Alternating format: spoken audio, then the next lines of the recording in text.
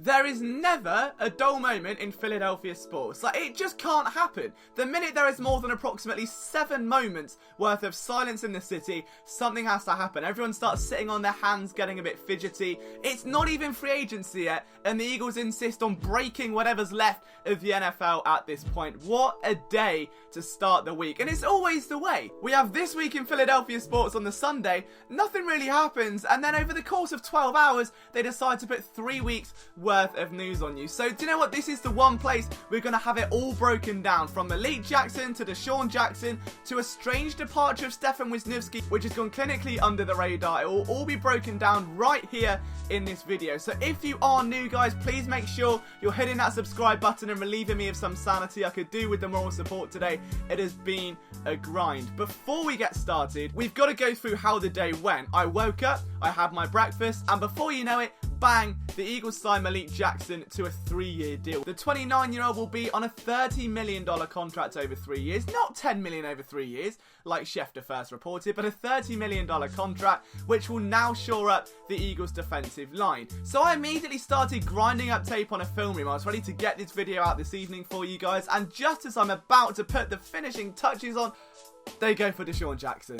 And then Twitter blows up, and now DeSean Jackson is back in Philadelphia. So there is a lot to get through. We'll start at the top, though, with the new defensive tackle. So why did the Eagles sign Malik Jackson? It's an interesting question, and from the tape I've seen, this is a man that is going to transform the Eagles' defensive line from one that's lost a lot of depth to one that now really, once again, stands as one of the league's most dominant. Jackson ranked 7th in pressure percentage among defensive tackles who had played over 50% of snaps, I believe. He was ranking inside the top 10 in both years before that. So he's an extremely consistent pass rusher, but he doesn't get the credit he's due. And a lot of people will look at the box score, will look at his statistics and go, why have the Eagles paid him $30 million? He's only had 3.5 sacks. Well, the answer is because his first season with the Jags, he had 6.5 sacks. But more predominantly, he was one of the main reasons why Yannick Ngakoue was able to break the Jaguars' rookie sack record, which is a huge feat. In 2017, Calais Campbell had 14 sacks, and Ngakoue followed it up with a double-digit effort of his own.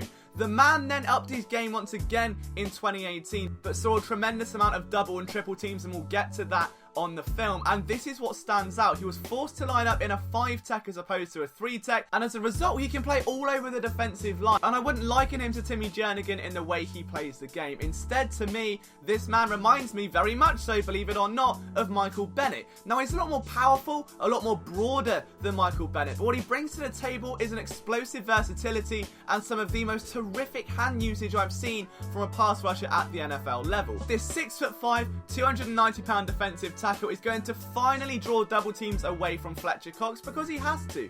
When used on twists and stunts, he is absolutely rampant, and if you've got an offensive line that has to account for Fletcher Cox and someone like Malik Jackson, it's gonna be a bad day for that offensive front, because you don't know where he can sting you from. Is he gonna roll outside? Is he gonna twist? Is it gonna be a stunt? Will he line up as a defensive end? Could he really be included in NASCAR packages? His lateral speed is ridiculous. He blows up screens, he blows up swing passes, he penetrates the backfield like there's no other bother.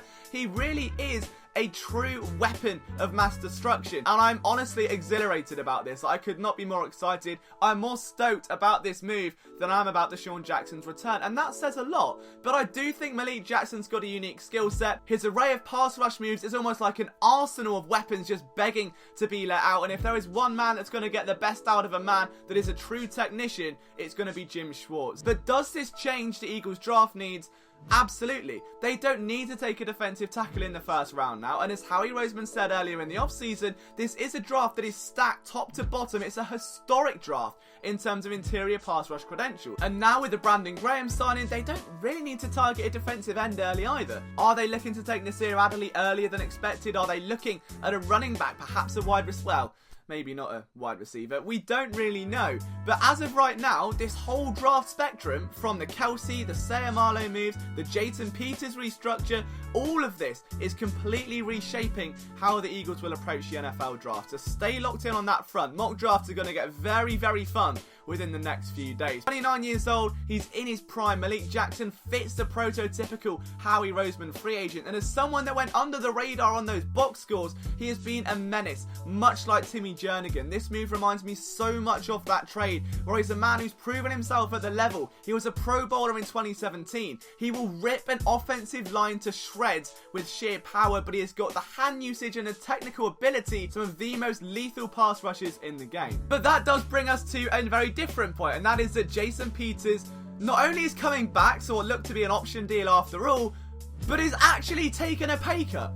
I know, it's staggering. Like, I genuinely don't know what to do with myself here. Jason Peters, less money, 2019. The man will be 37 years old. He is a 9-time Pro Bowler, a future Hall of Famer, an Eagles legend, and you know what? When he was healthy in 2018, his play was among the best I've seen. He ended up starting all 16 games. The man was as consistent as they come. His game against Khalil Mack was arguably one of the most dominant I've ever seen from any tackle in the league. And to consider that this man, a man of his age, who misses a lot of the off-season time, he doesn't attend training camp or pre-season to the intensity that some of the other guys do around him, and after a certain amount of time, we're now looking at Jason Peters and saying, well, is this pay worth it? Is that durability going to start creeping in? If we're going to have to start turning it over to Vitae a little bit more, it makes sense to reinvest in the position, get younger, and say a fond farewell. That hasn't happened. Peters back for one more year, and he's taken what was a $10 million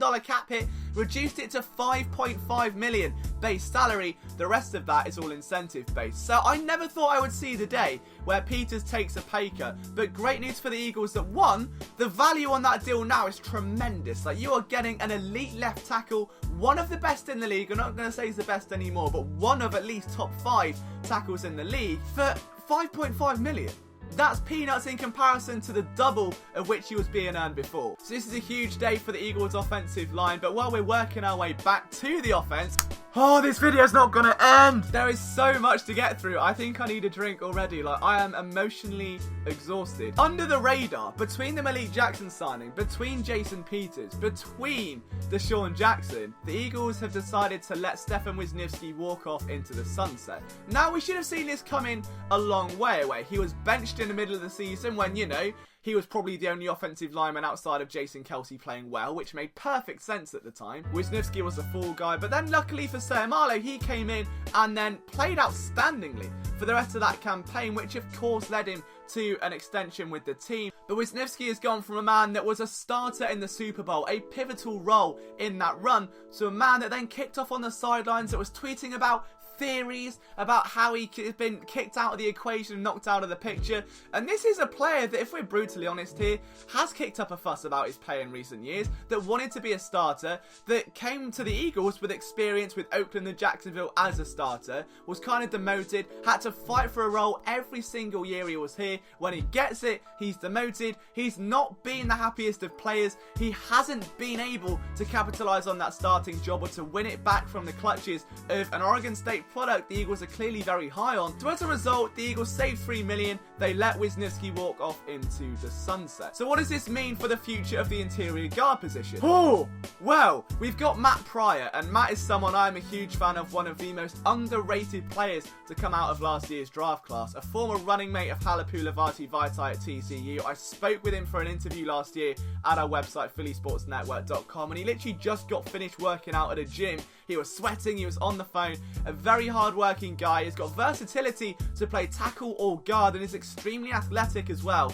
He's played every spot along the offensive line during his career, and I think he could be a guy that Eagles, like Sayamalo, are very high on. If within the next 3 years Sayamalo is going to move to centre and stop sailing balls over the head of a quarterback, it just makes a lot of sense. So we could see Pryor at a guard. However, I do think the Eagles are going to end up drafting another offensive lineman. Will that be Titus Howard, who they're bringing in for a workout? Will this be an interior guard instead, or will it be a free agent? Maybe not, given how much the Raiders are currently paying for them. I don't know, but I can assure you that the Eagles will be looking to draft themselves an interior guard because of that loss of Wisniewski, if they're not as confident on Matt Pryor as I am. And now comes the big news. This is the one that you've all been waiting for. We saved the best for last. DeSean Jackson is coming home.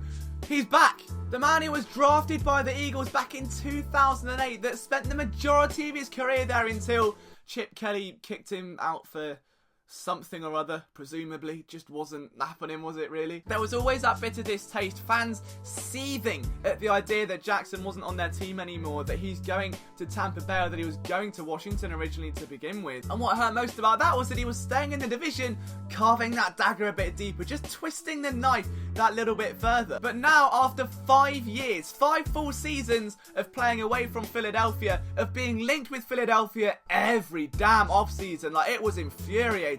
They could not shake those rumours off. Every time the trade block was coming to a close, every time there'd be a new offseason upon us, every time there'd be a changing coaching staff, DeSean Jackson was met with Eagles rumours left, right and centre. And finally, the 32-year-old is coming home to what potentially could be the closeout of his career. Now, before we get into the fit, I've got to say that I did actually, I don't want to go out there and say it, but I was among the first, I believe, to put out the initial compensation. I think Derek Gunn got there first, but he misquoted it a little bit. So what happens is the Eagles are giving away a 6th round pick for this year's draft. They're getting back the 2020 7th round pick they gave up for Michael Bennett, which, again, not blowing my own trumpet, but at Liam Jenkins 21 on Twitter, the British kid has sources, so there you go. The Eagles have restructured Jackson's contract to a $13 million deal.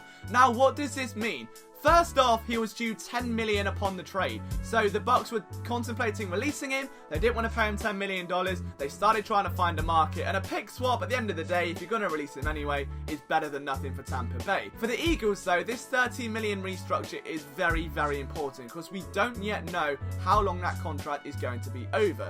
I would presume, given off the guarantees of the length, you're looking at a 2-year deal with around $5 to $6 million guaranteed as of right now in that first year. Then the second year, probably looking at 7 to 8 million, and that's where the escalation would come in, maybe a bit more incentivized. But there's an elephant in the room here. The Eagles are going to cost $14 million for Alshon Jeffrey. They've got $9 million locked to Nelson Aguilar, which becomes fully guaranteed on Wednesday. They've got literally, I'm not even wearing a watch, they've got just about 24 hours to make a decision. 24 hours to decide whether Aguilar stays, goes, restructures, and then you're going to have $13 million for 2 years roughly on DeSean Jackson. So, who's the fall guy?